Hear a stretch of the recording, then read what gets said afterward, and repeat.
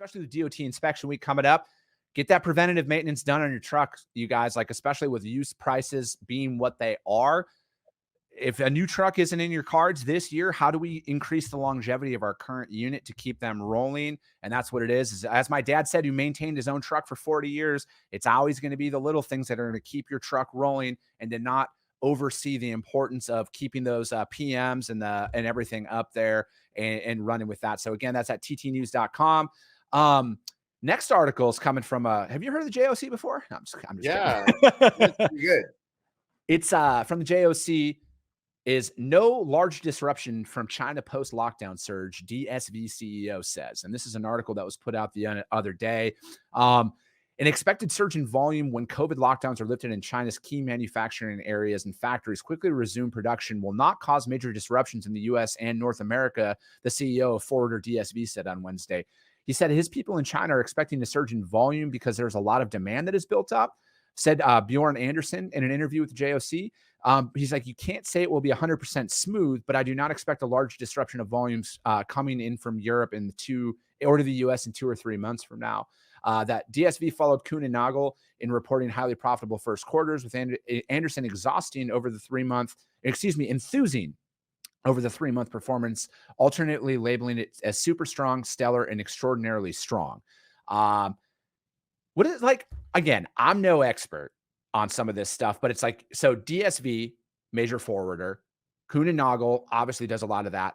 I don't like, again, I know Shanghai is shutting down isn't a good thing by any stretch of the imagination, but it's, again, with their boots on the ground out there, when it comes to the fluctuating volumes, like, what does that mean though? Like, what is DSV, like, what is he saying by that he doesn't see a major disruption? Because it's like the optics of it is Shanghai is a massive manufacturing hub. It's the biggest origin port in the world. Yeah. Origin focused port in the world.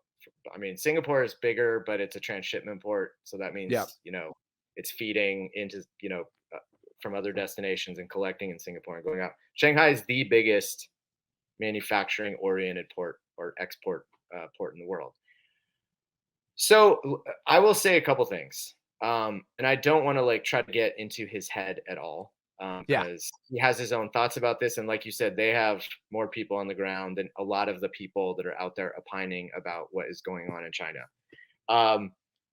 There are differing opinions about how disruptive this is going to be. And obviously how disruptive it's going to be, whatever the reason for the lockdown, however disruptive it's going to be is dependent on how long the lockdown, right? If it ends in 6 weeks, it's going to be a massive disruption. If it ends in September, it's going to be like biblical disruption, right? Yeah.